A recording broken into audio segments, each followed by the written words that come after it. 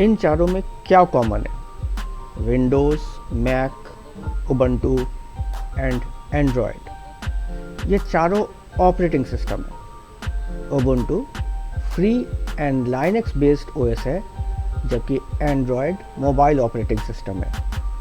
So let's see what is operating system. An operating system is a software that runs the computer and acts as an interface between the user and the computer। यानी operating system वो software है जो computer को चलाता है और user को computer के साथ जोड़ता है। बिना ओएस के कंप्यूटर एक यूज़लेस मशीन होगा, क्योंकि उस पर कोई भी सॉफ्टवेयर इंस्टॉल नहीं हो पाएगा। यूज़र को जोड़ने के अलावा ओएस अलग अलग डिवाइसेस जैसे कीबोर्ड, माउस, प्रिंटर इत्यादि को भी कंप्यूटर से जोड़ने का काम करता है। ओएस कंप्यूटर पर इंस्टॉल किए जाने वाला पहला सॉफ्टवेयर होता है। What is the technical name given to the process by which computer starts and gets ready? यानी कंप्यूटर के स्टार्ट होने की प्रोसेस को क्या कहा जाता है? इसका आंसर है बूटिंग। बूटिंग मतलब कंप्यूटर काम करने के लिए तैयार हो रहा है। ये प्रोसेस कंप्यूटर को ऑन करने से लेकर डेस्कटॉप आने तक के बीच का प्रोसेस है। तो आइए देखते हैं कि बूटिंग प्रोसेस के अलग अलग स्टेजेस। जैसे ही हम कंप्यूटर को स्विच ऑन करते हैं, कंप्यूटर के अंदर इलेक्ट्रिसिटी ऑन हो जाती है और सबसे पहले प्रोसेसर और बायोस को सप्लाई होती है। बायोस का मतलब बेसिक इनपुट आउटपुट सिस्टम। जिस प्रकार से हम लोग सुबह उठ के अपने आप दैनिक कार्य को करना शुरू कर देते हैं, वैसे ही कंप्यूटर ऑन होते ही बायोस प्रोग्राम को चला देता है। सर्वप्रथम बायोस अपने आप को टेस्ट करता है कि सारे इंपॉर्टेंट कंपोनेंट्स कंप्यूटर से जुड़े हैं कि नहीं। इस प्रोसेस को पोस्ट यानी पावर ऑन सेल्फ टेस्ट कहते हैं। अगर ये टेस्ट में सब कुछ ठीक मिलता है, तब बायोस ऑपरेटिंग सिस्टम को हार्ड डिस्क से मेन मेमोरी में लोड करता है।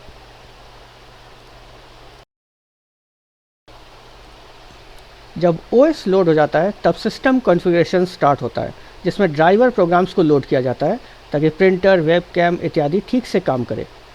सारे ड्राइवर्स लोड होने के बाद वेलकम स्क्रीन आता है और उसके बाद लॉगिन स्क्रीन, ताकि ऑथराइज्ड पर्सन ही लॉगिन कर सके।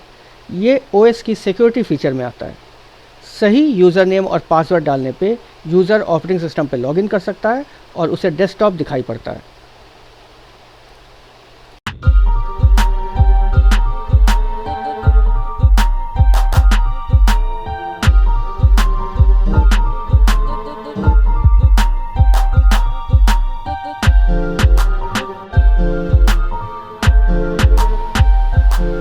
ऑपरेटिंग सिस्टम हार्डवेयर को कंट्रोल करता है और यूज़र एप्लीकेशन सॉफ्टवेयर्स या ओएस कमांड्स के द्वारा ओएस से कम्युनिकेट करता है।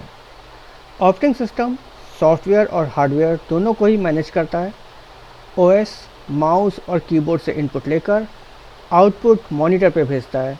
साथ ही साथ ये फाइल्स एंड फोल्डर्स को भी हार्ड डिस्क पर मैनेज करता है, ताकि सारी फाइल्स प्रॉपरली स्टोर हो सके और ज़रूरत पड़ने पर उसको यूज़ किया जा सके।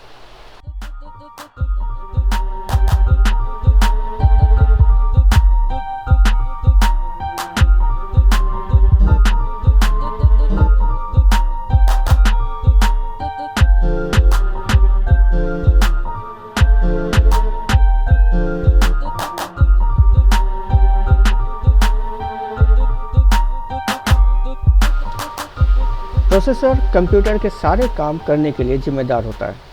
एक ही वक्त पे उसको बहुत से कार्य मिलते हैं। ओएस का काम होता है कि उन कार्यों को एक एक करके सीपीयू के पास बार बार भेजता है, ताकि सीपीयू सारे काम को एक साथ एग्जीक्यूट कर सके। इस तरह से ओएस मल्टीटास्किंग में मदद करता है।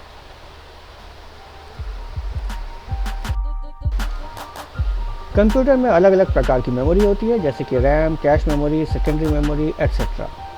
कैश मेमोरी का काम होता है रिसेंट फाइल्स को स्टोर करना, ताकि सिस्टम को उनको रैम में ढूंढने में टाइम ना वेस्ट करना पड़े और सिस्टम का स्पीड बढ़ जाए। जिस फाइल पे यूज़र वर्क करता है उसको मेमोरी में ट्रांसफ़र करना, और जो फाइल क्लोज हो जाए उन्हें मेमोरी से हटाने का काम भी ओएस करता है।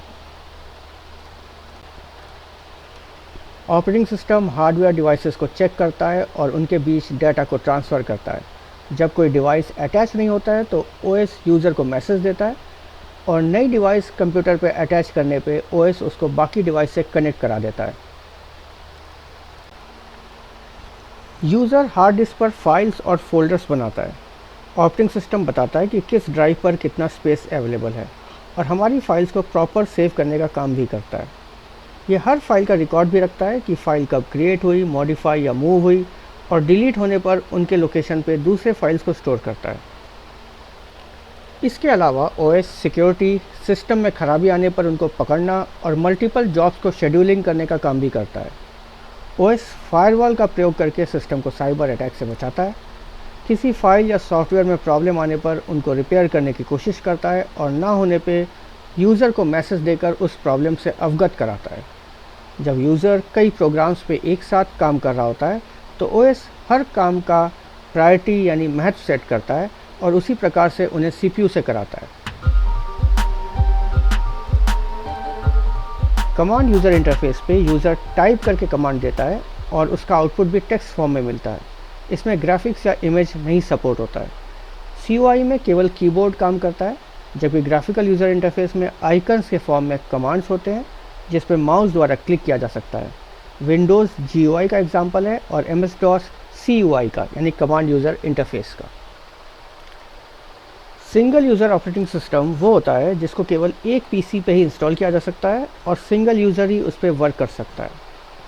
मल्टीपल यूज़र ओएस को सर्वर कंप्यूटर पर इंस्टॉल किया जाता है और कई लोग अपने अपने सिस्टम से उस सर्वर से कनेक्ट होकर एक साथ सेम ओएस पे काम कर सकते हैं।